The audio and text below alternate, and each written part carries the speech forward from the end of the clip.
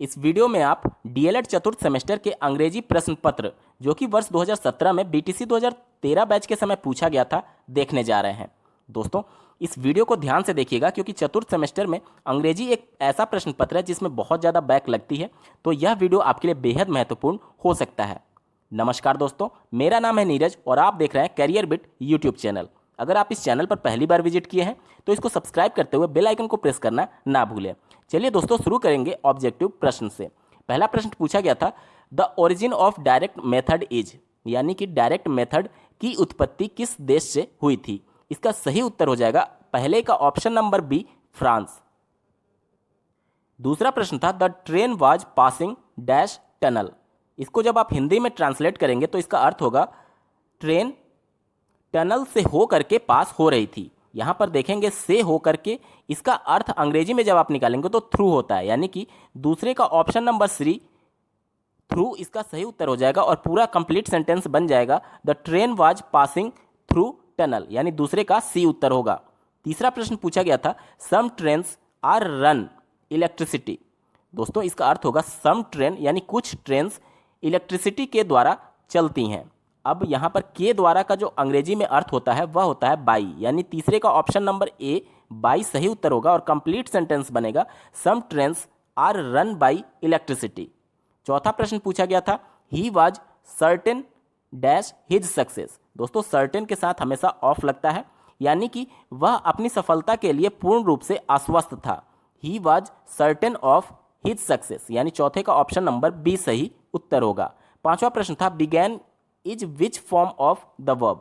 दोस्तों, बिगैन जो है वह बिगिन का सेकेंड फॉर्म होता है और जो सेकेंड फॉर्म होता है उसको सिंपल पास्ट बोलते हैं, यानी इंडिफिनिट, पास्ट इंडिफिनिट भी कह लीजिए, क्योंकि जो सिंपल पास्ट होता है उसमें वर्ब की सेकेंड फॉर्म यूज होती है और बिगैन जो है वह बिगिन का सेकेंड फॉर्म है, यानी पांचवे का option number B, simple past, सही उत्तर होगा।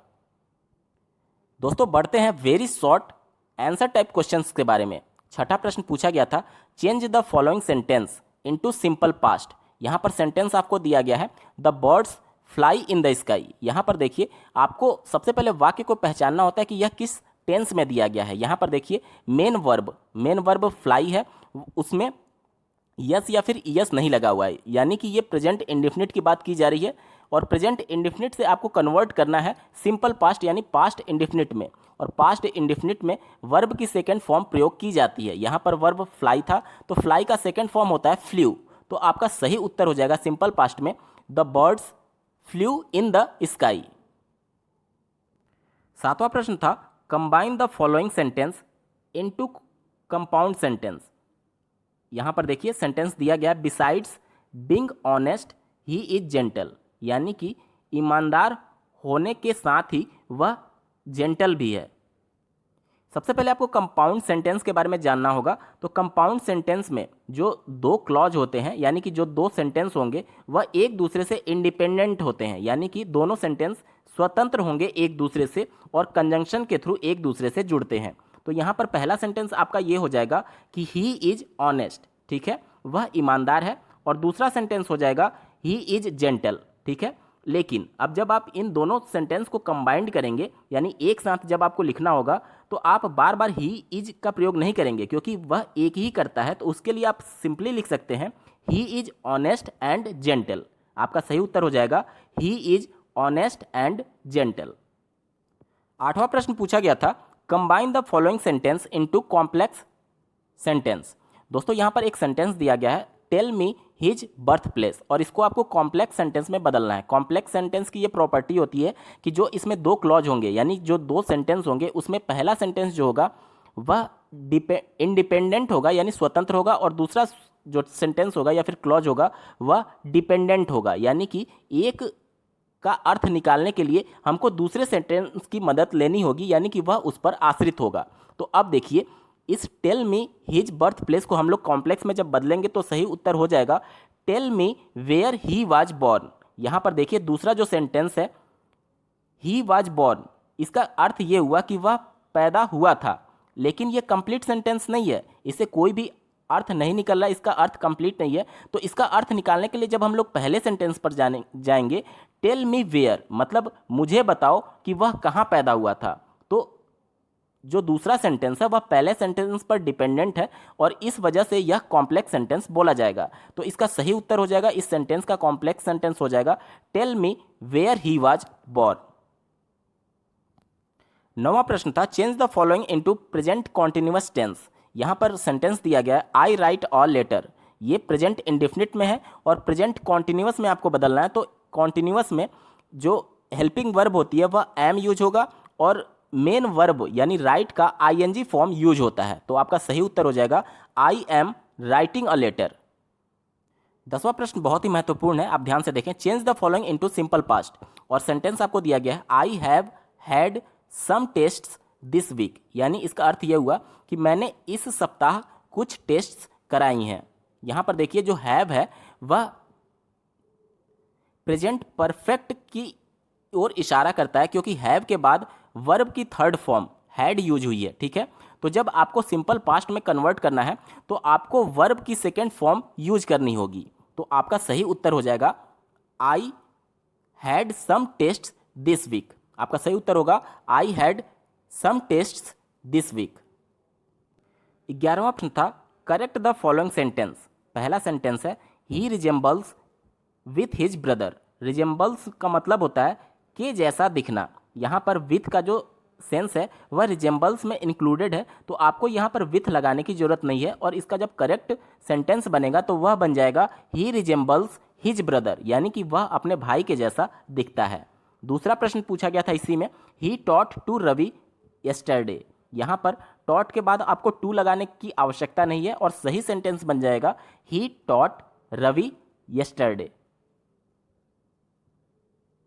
अब दोस्तों बढ़ते हैं शॉर्ट आंसर टाइप क्वेश्चंस की तरफ। 12वां प्रश्न था fill in the blanks with correct conjunction. यहाँ पर देखिए पहला था आई विल कम, मतलब मैं आऊँगा, डैश द रेन स्टॉप्स, मतलब कि जब बारिश बंद हो जाएगी, ठीक है। तो आप कंप्लीट सेंटेंस को अगर हिंदी में बोलें कि जब बरसात बंद हो जाएगी तब मैं आऊँगा, या फिर यदि बरसात बंद हो जाएगी तब मैं आऊँगा। तो आप यहाँ पर इफ़ और व्हेन दोनों का यूज कर सकते हैं और आपका कंप्लीट सेंटेंस बनेगा I will come if the train stop, यानी कि यदि बारिश बंद हो जाएगी तब मैं आऊँगा। या फिर आप ऐसे भी लिख सकते हैं I will come when the rain stops, यानी जब बारिश बंद हो जाएगी तब मैं आऊँगा। और दूसरा सेंटेंस इसी में पूछा गया था शी फेल्ड, मतलब वह असफल हो गई, डैश शी वर्कड हार्ड, उसने कठिन परिश्रम किया था। जब आपको हिंदी में जब आप इसको कंबाइन करेंगे तो आपका अर्थ निकलेगा कि वह असफल हो गई हालांकि उसने बहुत मेहनत किया था। तो हालांकि का जो अंग्रेजी में कन्वर्जन होगा वह होता है थ्रू, दो, THOUGH, ठीक है। तो आपका कंप्लीट सेंटेंस बनेगा शी फेल्ड दो शी वर्कड हार्ड। बढ़ते हैं 13वें प्रश्न की तरफ। राइट वन वर्ड, यानी कि दिए गए सेंटेंस के लिए आपको एक शब्द लिखना है। पहला है स्पोकन विदाउट प्रीवियस प्रिपरेशन, यानी कि पूर्व किसी तैयारी के बोलने वाला, ठीक है। इसको बोलते हैं हम लोग अचिंतित होता है, यानी कि एक्सटेम्पर, EXTEMPORE। दूसरा है who can neither read nor right, यानी कि जो ना तो पढ़ सकता है और ना ही लिख सकता है, इसको हम लोग क्या बोलते हैं इलिटरेट, ILLITERATE। 14वां प्रश्न एक लेटर आपसे लिखने के लिए बोला गया था। Write an application to the principal for 3 days have as you sick, यानी कि आप बीमार हैं और 3 दिन की लीव के लिए आपको एक एप्लीकेशन लिखना है। इसका फॉर्मेट आप स्क्रीन पर देख पा रहे हैं। ये एक मॉडर्न फॉर्मेट है। अगर आप चाहें तो पुराने समय में जैसे कि टू के बाद से कॉमा दे करके उसके नीचे लिखा जाता था, वो भी फॉर्मेट अपना सकते हैं, लेकिन ये मॉडर्न फॉर्मेट है और आप आजकल की सभी पुस्तकों में इसी टाइप का फॉर्मेट देखेंगे। हालांकि आप दोनों का यूज कर सकते हैं, दोनों अपनी जगह पे सही उत्तर होगा।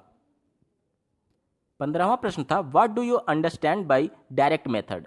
दोस्तों डायरेक्ट मेथड का कॉन्सेप्ट ये है कि जब भी कोई बच्चा पैदा होता है तो जो मदर टंग लैंग्वेज होती है, यानी कि जो मातृभाषा होती है, जैसे इंडिया के केस में आप देखेंगे हिंदी है, तो वह बच्चे को सिखाया नहीं जाता है, बल्कि वह उस इन्वायरमेंट में देखते देखते और उसी टाइप की भाषा को सुनते सुनते वह बोलना सीख जाता है, यानी कि उस भाषा पर उसकी पकड़ हो जाती है।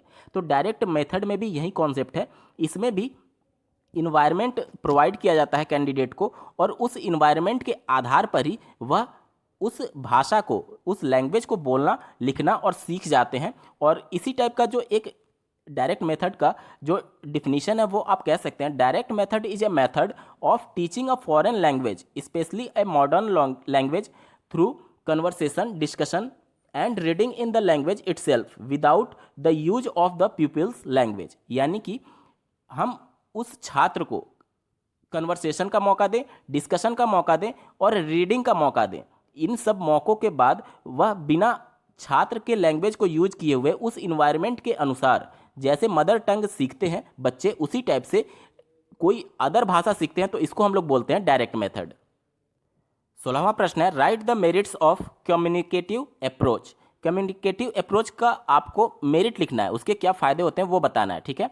तो देखिए कम्युनिकेटिव अप्रोच में क्या होता है कि हम छात्र को मौका देते हैं कि वह कम्युनिकेट करे एक पर्टिकुलर किसी ग्रुप में, तो ठीक है। इससे उसको क्या फ़ायदा होगा कि जो उसका शाइनेस है, यानी कि जो वह हिचकता है, शर्माता है या फिर हेजिटेशन है, वह एक तरीके से दूर होगा। वह जब दूसरों से कम्युनिकेट करेगा तो उसका हेजिटेशन और उसका शर्माने की जो कमी है वह दूर होगी। दूसरा ये आप फायदा लिख सकते हैं कि पेयर वर्क और ग्रुप वर्क इज इनकरेज्ड, यानी कि जो साथ में काम करने की उसके अंदर एक शक्ति पैदा होगी। और अगला आप लिख सकते हैं कि उस पर्टिकुलर छात्र का कम्युनिकेशन स्किल बढ़ जाएगा। तो ये कुछ बेनिफिट्स आप लिख सकते हैं।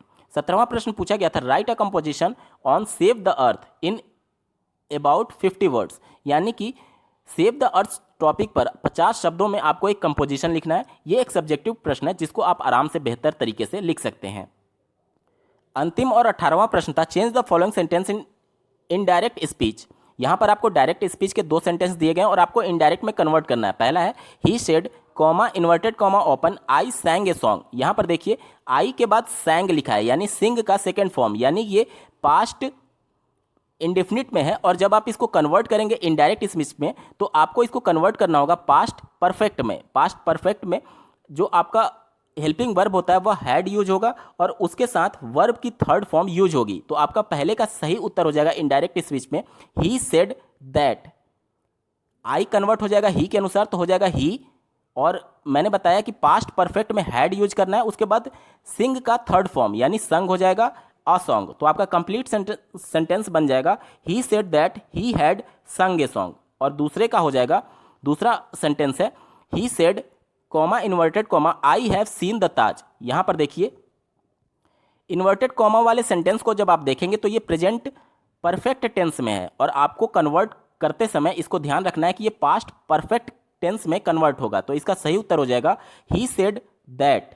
आई कन्वर्ट हो जाएगा ही के अनुसार यानी ही सेड दैट ही, और हैव कन्वर्ट हो जाएगा हैड में, और सीन जो कि थर्ड फॉर्म है वो सेम रहेगा और द ताज हो जाएगा। यानी आपका सही उत्तर हो जाएगा he said that he had seen the Taj. दोस्तों ये पूरा आपका कंप्लीट पेपर था। आपको यह वीडियो कैसा लगा कमेंट्स के माध्यम से जरूर बताइएगा और ऐसे ही महत्वपूर्ण पेपर्स के लिए इस वीडियो के डिस्क्रिप्शन को जरूर चेक